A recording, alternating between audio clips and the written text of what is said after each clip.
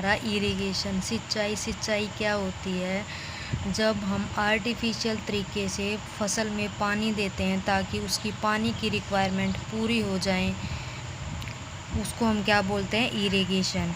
जो इरिगेशन के टाइप अलग अलग होते हैं और सिंचाई की क्यों की जाती है? ताकि जो फसल पैदावार अच्छी हो और जो फसल में सही समय पर पानी पहुंच जाए और जो उसकी ग्रोइंग स्टेज के दौरान ही पानी पहुंचे। इरिगेशन जो सिंचाई हम करते हैं वो अलग अलग टाइप से करते हैं, जैसे कनाल सिस्टम, नहरों की सहायता से, टैंक की सहायता से, कुओं की सहायता से, रिवर की सहायता से, रिवर वैली सिस्टम की सहायता से और ड्रिप एंड स्प्रिंकल सिस्टम की सहायता से। और सिंचाई करने के फ़ायदे क्या हो जाते हैं? जो फसल में सही समय पर पानी पहुंच जाता है, उसमें फसल में नमी चली जाती है और उसकी ग्रोथ अच्छी हो जाती है और जो उसकी ब्रांचेस का नंबर है वो इंक्रीज हो जाता है। अब आते हैं हम क्रॉपिंग पैटर्न्स के अंदर। ठीक है, क्रॉपिंग पैटर्न से हम क्या समझते हैं? ऐसी जगह जहाँ पर अलग अलग प्रकार की फसल बोई जाती है। क्रॉपिंग पैटर्न 3 टाइप का होता है। फर्स्ट है हमारा मिक्स्ड क्रॉपिंग। मिक्स्ड क्रॉपिंग में क्या होता है? इसमें 2 या 2 से ज़्यादा फसलें एक साथ उगाई जाती हैं एक ही ज़मीन पर। ये जो टेक्निक है मिक्स्ड क्रॉपिंग वाली, ये ऐसे फार्मर्स के लिए इम्पोर्टेंट होती है ताकि जो पूरी की पूरी फसल उसकी बर्बाद ना हो। अगर बारिश कम आए या जो क्लाइमेट कंडीशन है वो बदल जाए, तब उसकी पूरी की पूरी फसल बर्बाद ना हो। मिक्स्ड क्रॉपिंग के एडवांटेजेस क्या हैं? टोटल पूरी की पूरी फसल बर्बाद होने का रिस्क ख़त्म हो जाता है, सोइल की फर्टिलिटी इंक्रीज हो जाती है और जो पेस्ट के चांसेस हैं, पेस्ट इन्फेक्शन के चांसेस वो कम हो जाते हैं। नेक्स्ट टॉपिक है हमारा इंटर क्रॉपिंग। इंटर क्रॉपिंग क्या होता है? ये ऐसी टेक्निक होती है जिसमें 2 या 2 से ज़्यादा फसलें एक साथ उगाई जाती हैं एक ही ज़मीन के ऊपर, लेकिन उसमें पैटर्न कौन सा होता है? रो बना के उगाई जाती हैं उस इंटरक्रॉपिंग के अंदर फसलें। और इसका एम क्या होता है कि फसल की पैदावार ज़्यादा से ज़्यादा हो।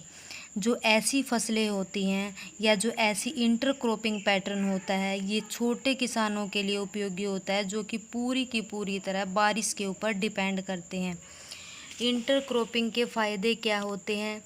इसमें क्या होगा? जो नेचुरल रिसोर्सेज का अच्छे से यूज हो जाता है, सोइल इरोजन कम हो जाता है, भूमि का कटाव कम हो जाता है और जो प्रोडक्शन है वो बढ़ जाती है।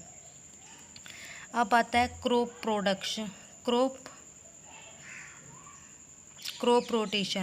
क्रॉप रोटेशन क्या है? ये ऐसी टेक्निक है जहाँ पर अलग अलग प्रकार की फसलें उगाई जाती हैं एक प्री प्लान से। जैसे क्या है, एक साल कोई और फसल उगा दी, नेक्स्ट टाइम दूसरी फसल उगा दी। देखो जैसे कि दे रखा है टाइप ऑफ क्रॉप। 1 ईयर में क्या ले लिया? एक बार हमने मेज उगा दिया, दूसरी बार राइस उगा दिया। सेकेंड ईयर में रोटेशन हमने बदल दिया। तो क्या क्रॉप रोटेशन में क्या होगा? जो ये फसलें हैं ये बदली जाएंगी 1 साल के बाद या 2 साल के बाद या 3 साल के बाद। क्रॉप रोटेशन के फ़ायदे क्या हैं? इसके अंदर क्या होगा? जो पेस्ट और वीड्स हैं उनकी कंट्रोलिंग हो जाती है और जो फर्टिलाइज़र्स की आवश्यकता है वो भी कम हो जाती है। अब आता है हमारा crop variety improvement. Crop variety improvement से हम क्या समझते हैं? हम ऐसी फसलें लेते हैं, हम उगाने के लिए फसलों को चूज़ कैसे करते हैं जो कि डिजीज़ रेजिस्टेंस हो, डिजीज़ के साथ लड़ सकती हूँ, अच्छी पैदावार देती हूँ। हमें ऐसी फसलें चाहिए। और जो हम क्या है, हमारे फैक्टर्स क्या हैं जो कि हाई क्रॉप यील्ड के लिए हैं? Higher yield. हमारा एम क्या होता है कि जो हमारी फसल की पैदावार है वो ज़्यादा से ज़्यादा हो, इम्प्रूव्ड क्वालिटी और अच्छी क्वालिटी की होनी चाहिए। बायोटिक एंड एबायोटिक रेजिस्टेंस से हम क्या समझते हैं? उसके अंदर डिजीज़ इंसेक्ट की मात्रा कम होनी चाहिए। जो मैच्योरिटी ड्यूरेशन उसका अच्छा होना चाहिए। अगर वो सही टाइम पर मैच्योर हो जाती है तो क्या होगा? वो हमें डबल फ़ायदा देगी।